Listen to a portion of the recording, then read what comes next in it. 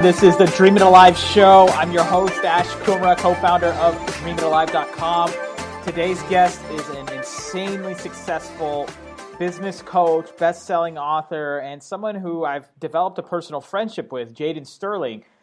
For those who don't know about Jaden yet, he is the author of the best-selling book, The Alchemy of True Success in Manifesting Wealth and Wisdom, Daily Oracle Cards, and he is committed to growing his audience to access that special place inside of having to live a life of true freedom, true abundance, and true just happiness. And one of the things I like about Jaden is that he's really just a real person. You know, you meet a lot of really successful people, especially in the self-help movement, and you sometimes wonder, wow, they must have done something, or they must be a little too elevated. I can't relate to them. But what I like about Jaden is that he's just like an everyday person who is so in tune with himself and is so in tune in helping others.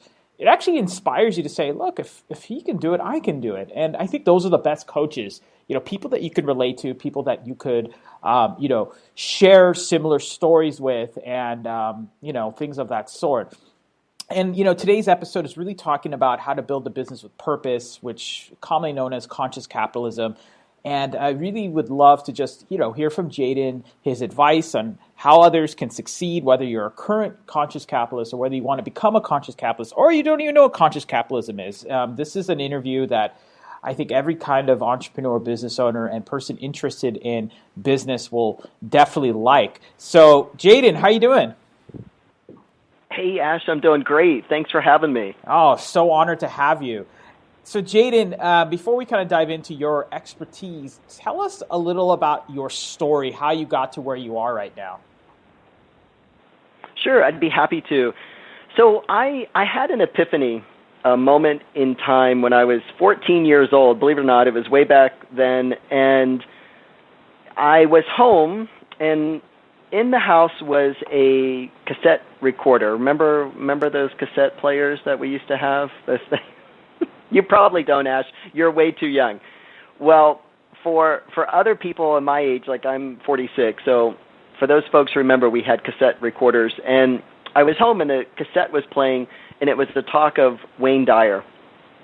And I was listening to this, and I was literally transfixed. I had this, epiphany where time stood still, and I stood in front of this cassette recorder, and I listened to his message, and the thought that came to me was, wow, I'm going to be doing that someday.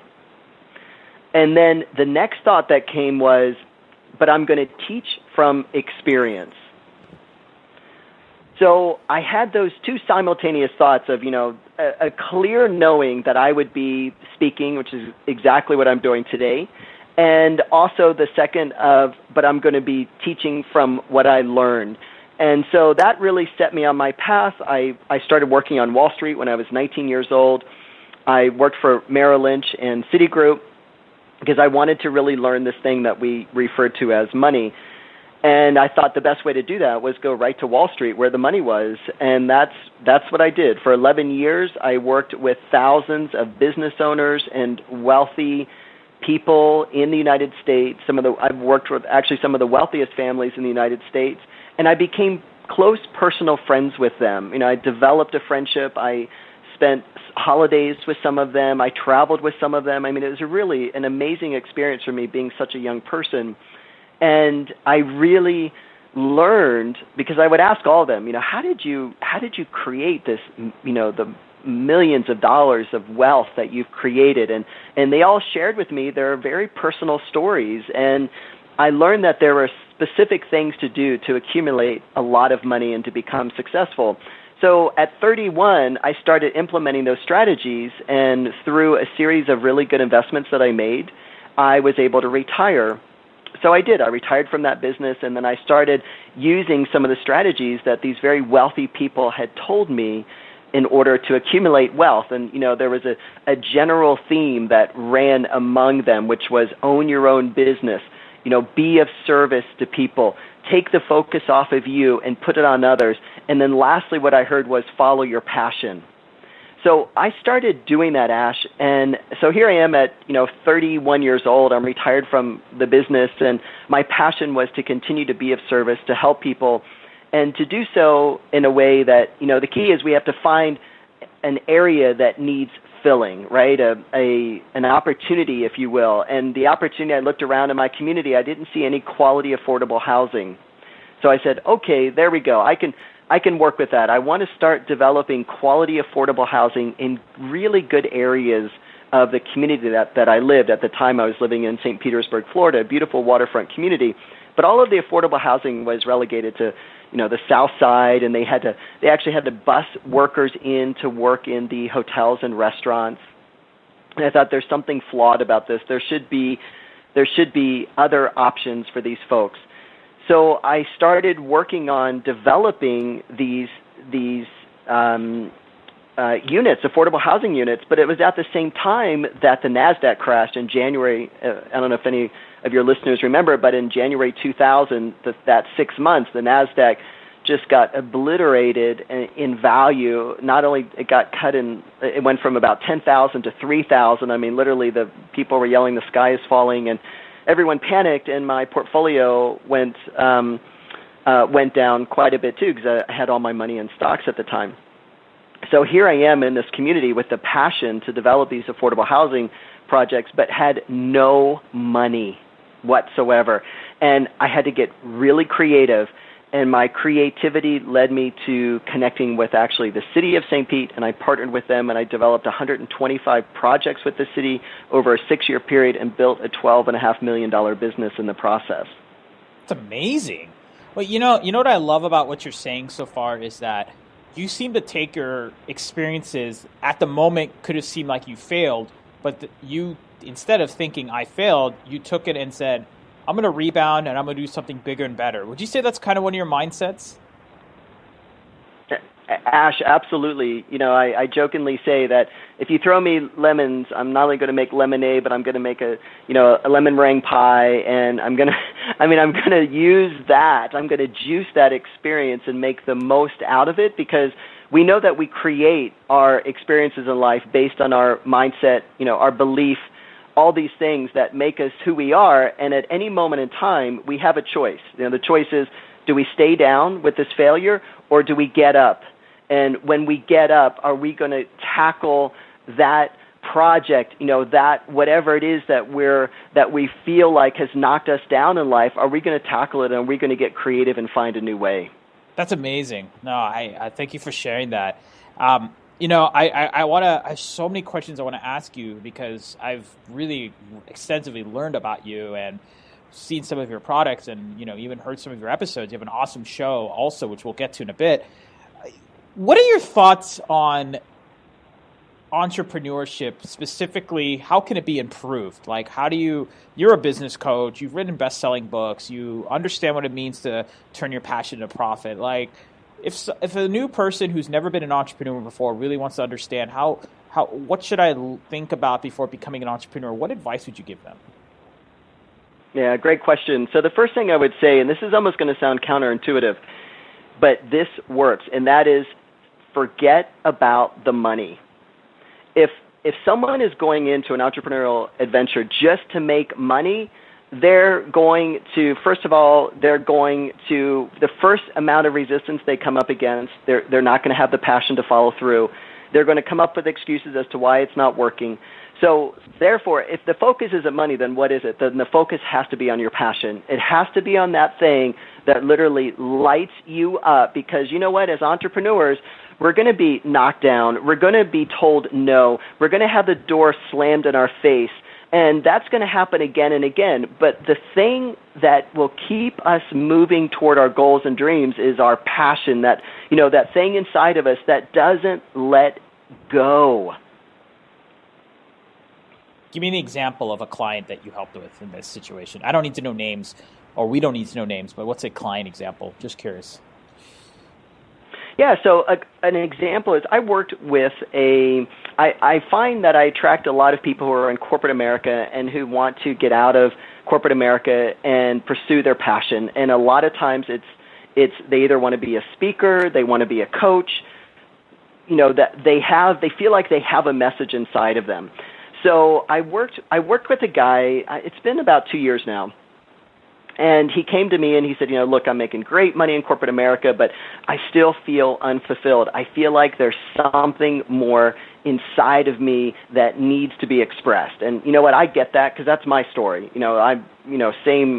Same exact story. And so I really honor that when people come to me with that. And then it's a matter of, well, let's find out what that thing is that needs to be honored within them. So, we went through a series of questions and we discovered that he's got this real gift of helping people align, recalibrate their life, like start from the inside out, he goes through a process of helping people, and he helped himself go through this of, what's not working in all areas, mind, body, spirit. And he can do it, bam, really quickly. So when we did that, I said, all right, great. Now we've got it clear about what your purpose is. Now we have to build an audience for you. And that was the most challenging thing for him because he wanted to, put the website up, and he thought once the website was up, the people would come. And as we know, there's a lot of noise out there. There's a lot of things taking our attention and our focus. So we have to start really engaging with people. And I'd say to him, you really have to start showing up, figure out your message, and deliver it. And he had a lot of resistance with that. Now, at that moment, Ash, if he had just been in it for the money, you know what? He would have stopped. That would have just stopped him in his tracks. He would have said, oh, I don't need to do this. I'll stay in corporate America. I'll keep doing what I'm doing. But because it was his passion, it wouldn't let go of him. And that's the beautiful thing about passion. Not only does it keep you on track, but it doesn't let go of you. It keeps you, it literally holds on to you until you get that thing out from inside of you out to share with the world. So we kept developing a series, a strategy, and then within 6 months, he launched an international best-selling book. Now he's online doing online trainings with his community and also doing public speaking. So he was able to in a very short period of time, get past his fears and start really engaging with people. And he doesn't work for corporate America anymore. So I think that's been a huge success. Wow. That's a great story. Wow. I wish I hired you before I started my first business. Wow, that was great. One of the themes that I'm hearing from you this whole interview has been about, purposeful businesses that are more beyond just the bottom line. Do you do any exercises or do you have any tools that help someone figure that out? Because it's the definition of a purposeful business. I think people get it from this interview, but how do you figure out if a business is really purposeful or not? Well, there's a couple things you can do. You can test the marketplace with an offering and see if that's, if it gains any traction. The best thing I like to do is go out and give a talk about, I always tell my students, go out and get speaking engagements because that really helps someone solidify their message. It helps them create, an outline. They have to walk through a presentation and then they have to deliver it.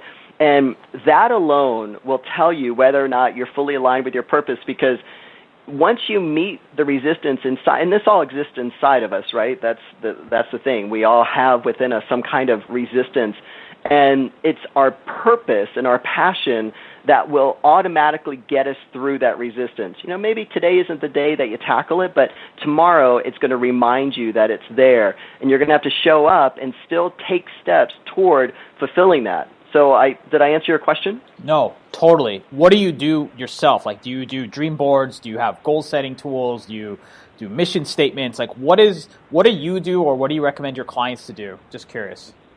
Great. Yeah, great question. So in my office, I have a whiteboard. It's 4 feet by 4 feet.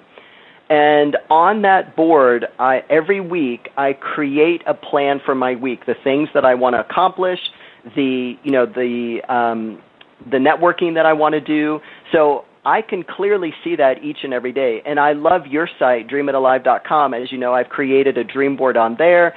I found it very user-friendly and fun to create that board because I liked how I was able to pull in all aspects of life, not just business, but there was personal, travel, things like that. So I really enjoyed that process. And, for me, I connect in every single morning with the universe in silence. So basically, right before I get out of bed, when I'm kind of just waking up before my before the brain kicks in, before I have a conscious thought, I allow for what I call my universal download. And it happens every morning, and I ask the universe, what do I need to know today? And right then, Ash, I get tuned in, plugged in, and I hear, and it's not like a voice that I hear in my head, but it's a feeling that I feel within my body, and it tells me what to experience for that day, and it's really quite powerful. That's awesome. I'm curious, what are some basic mindset, or I should say habits that you do every day that keep you grounded? I mean, you seem like a busy person. You seem like you're either running your radio show, you're managing clients, you're writing your own content, you're doing your own products. What are some habits that you have? And this can be as deep as your diet, or this can be as specific as I do these certain exercises, or I do this certain type of meditation. Like, walk us through your success traits, because what I've learned with every successful person I've met, including you, is that daily habits and rituals are vital to staying grounded, which then helps you stay focused on achieving your goals. They are. They're critical, and you have to get in. It creates a good habit. So for me, it's simple. The first thing, which I just shared with you, but right before I get out of bed, when I wake up, I tune into the universe. I have a moment of silence, and I allow for that guidance to be infused in my body. That's the first thing. The next thing I'll do is I'll get up and I make, in our household, we eat what's called superfoods. And it's taking juicing to the next step. And it's a combination of powders and Chinese herbs and tinctures that we use, and we create a shake every morning and we drink that. So as I'm drinking my shake, I'm also stretching, because I'm a big believer in we have to move our body. So every morning I sit on the floor for a good 15 minutes and I stretch and I do yoga poses. And then after that, once I connect in with the family, the kids go to school, I then head to the office. It's actually downstairs. I call it downtown. I head downtown, and hopefully I don't get much traffic along the way. Usually not. I might find a sock or two on the on the stairs. But I get to my office, and I work in what's called power segments. And that's a phrase that I've coined because I think it's a really powerful thing. Most people say time blocks, but the word block actually creates a mental block in your mind. So I don't like that word. I call them power segments. And basically what they are is they're uninterrupted segments of time that are as short as 15 minutes, as long as 90 minutes. And that's what I do. It allows me to focus on one project at a time. So what that means is on my desk, there's only papers that are affiliated with that project. On my computer, there's only browsers that are open that directly correspond with that product. And that's all I deal with. The phones are off. My door is closed. That's my sole focus. And then after a power segment, I'll take a break, and that's when I'll return emails, phone calls, things of that nature. But I make sure before noon every single day I get at least 2 90-minute power segments in, and then I've created the most incredible day ever because I've been productive. And I think that's the number one thing that separates super successful people from mediocrity is they take back their mornings. You have to get control of your day, whereas most people will just flip on their phone, they'll go to their email or whatever, and they'll engage in what other people want. They'll allow other people to take their time. And we have to really stop doing that. We have to learn to work in power segments. And lastly, I'm going to give it all to you, Ash, today. This is it, buddy. The most incredible ninja mind tool that I use, I call the drawer method. And it's a mental method that I use that everything in my life is segmented into drawers in my mind. So when I am at my office, for instance, I'm on the phone with you on this radio show, connecting in with your audience, my radio show drawer is open with Ash Kumra. So you are my sole focus right now. I'm focused on your audience and delivering the best content that I can, and all the other mental drawers in my mind are closed. I don't have, my family drawer open. I don't have my client drawer open. I don't have a project drawer open. They're all closed. Now, when we get off this call, I'll close your drawer and I'll open up the next drawer, which it happens to be a client call that I have Please next. don't slam my drawer. I'm very sensitive. I'm just kidding. I'll gently close your drawer, Ash, and open up the next one. But man, that whole mindset, and that was a ninja mind trick I learned from my branch manager, my very first branch manager at Merrill Lynch, when I was 19 years old, told me about that, and I've used it ever since, and it's been so powerful. That's awesome.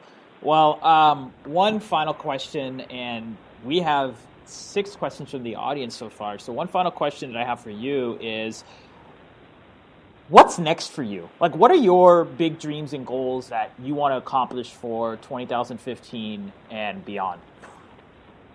Yeah, great question. So the next thing for me, and I'm very clear about it, is expanding my platform into TV. I set that goal at the beginning of October, and within 2 weeks, I landed 2 TV gigs. One was a documentary called Your Second 50, to be a speaker on that. And this is with, the big names out there who have been, are constantly on these things, but I hadn't broken into that market segment yet until now. And then the next one I landed as an opportunity that was created is a 30-minute cable TV show that I'm doing actually in January with some folks. So I'm seeing now that I'm reaching out on TV more and also speaking to bigger audiences. That's the next thing for me. And writing my second book too. Okay. Awesome. Well, ready to dive into some audience questions? Let's do it. All right, cool. Well, Ryan has a question. Hey, Jaden, I'm loving this interview so far. What is your definition of conscious capitalism? I've read definitions, I read John Mackey's book, but I just wanted to get your take on what it is and why people should care about it. Yeah, hey Ryan, great question.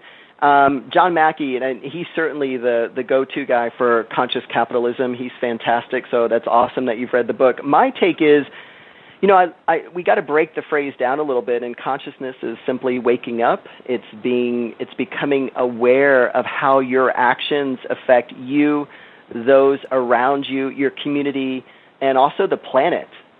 So when we start to get conscious and wake up that our actions have an effect on others, it's really knowing in advance what kind of ripple effect you're going to create with everything that we do. To me, that's consciousness. It's really that heightened state of awareness. And then when we talk about capitalism, and some people might even call this an oxymoron, conscious capitalism, but I don't think it is, because when we talk about capitalism, we talk about the almighty dollar, the money that, and often people have said it makes the world go round. Well, capitalism is also inventiveness. It's creativity at its finest. It's the pursuit of excellence. So I think when we step up to the plate and align ourselves with a higher consciousness, with those 3 ideals, the pursuit of excellence and a heightened sense of awareness and creativity and innovation, man, there isn't anything we can't do. So I believe the number one thing an entrepreneur can do is actually strive to be a conscious capitalistic entrepreneur. Okay, well, hopefully you got your question answered, Ryan. That was a great question. Giselle has a question saying, hey, Jaden, I wanted your take on the movie The Secret. I have heard good things and bad things about it. I believe that law of attraction was the central focus of it. What is your take on The Secret's message and law of attraction? Well, I think The Secret, and it's been quite a while that The Secret came out, but I think it was a great way to introduce the idea of law of attraction to people. It got the conversation started in a way that never had been started before globally. And it really did a tremendous job to start that conversation going. And I think that in terms of what it did, it had a great effect, obviously, because it started the conversation, but it didn't fully, I think it left a lot of questions unanswered. And I think when people saw that movie, they said, oh, I can have a thought and my thought creates reality, and therefore I can just think and I don't have to do. And I think that's where, if anything, and this isn't a criticism, but rather more constructive analysis of The Secret, is that we then needed to give people an action plan for pursuing their goals and dreams. Maybe the next step could have been, and this is how you pursue those things, like actually let people know how to take action, because oftentimes action is the biggest part of a winning formula to achieve your goals and dreams. It's not just sitting around and just hoping or wishing for things to happen. Okay, well, that was a great answer. I hope you got that question answered, Giselle. The next question is from Cynthia, and Cynthia has asked, what is your next big project? I actually have read your book, and I was pleasantly surprised to hear this via promotions online. What is your next big book? Wow, you have a fan. That's cool. Awesome. Thanks, Cynthia. So my next book is actually around the topic that we're pretty much talking about. It's around manifesting your goals and dreams, and I've been working on it for the last 6 months, and it's been a really fun project. So I'm sharing in the book very simple strategies on literally how to manifest anything you desire, because as we know, everything is energy, everything is vibration, and I walk people through very practical and easy steps to follow in order to manifest their goals and dreams. Okay. That's a great answer. Michelle has a question for you. Hey, Jaden, who are some entrepreneurs you admire and why? Well, the first one I can think of is Richard Branson. I really admire his ability to be so successful on so many fronts. You know, he's really a big vision thinker, and he is someone who takes massive action. Yes, he has many people around him that after he comes up, every morning his practice is to think of 30 ideas that can change the world. And he writes these ideas down, and then he gives them to his team to implement and to pursue and do the research and development on. So here's a guy who wakes up, before anything happens, and comes up with 30 ways to change the world. I mean, you have to admire someone like that. That's amazing. Anyone else you admire? I'm just curious. I admire the person who shows up every single day, like you, Ash, who is wanting to bring content like this out to other people. It's a massive undertaking, I know, because I do it in my own life, and yet we still feel compelled to move forward in a way and offer content like this that can literally change people's lives. So I admire every man and woman who shows up every day, who brings their best to what it is that they're doing, and can continue no matter what setbacks they experience. They continue to move forward in a really positive way. That I admire. Well, I appreciate that compliment, and your $100 check should be in the mail momentarily. Thank you. Leanna has a question. Hey, Jaden, I'm just kind of curious. I am an entrepreneur. I'm in the self-help space, and I am having a difficult time trying to solicit my services to corporate America. I'm a life coach, and I want to help people such as executives that are going through stress, going through all the noise, and help them, use mindfulness and things like yoga and clean eating. How would you recommend I market to them? Wow, this is a damn good question. That is a really good question.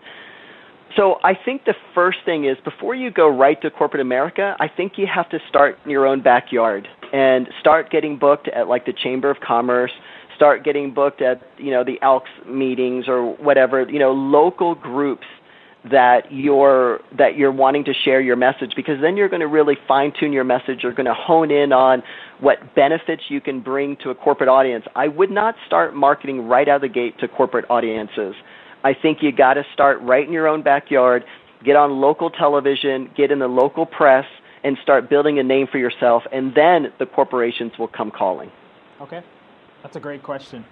Last question from Ray. His question is, hey, Jaden, I was just kind of curious, what is your advice for morning rituals for someone who has a stressful 8-to-5 job, and he wrote in parentheses, I really do like my job and it does pay well. What advice do you have for someone like me who's insanely busy, has a stressful job, but still wants to keep it? Like, what are some morning rituals? So, Ray, first thing I would tell you is get up early. You'll want to get up at like 5 or 6 a.m. and do the things that I mentioned earlier. Connect, have a moment of silence. You can take 5 or 10 minutes before, and this is why it's so important. Before you turn on your TV, before you turn on the radio, before you turn on your laptop or cell phone, that it's really important because as you turn all these electrical devices on, it actually lowers your brain's ability to connect in with this internal guidance, with your inner knowing. It slows the brain down. So we don't want to slow the brain down. We want to connect in first with your inner knowing, your higher self, because that's where really, frankly, all the amazing tools to the secret, to the kingdom are. They're already inside you, and you're a direct channel for this.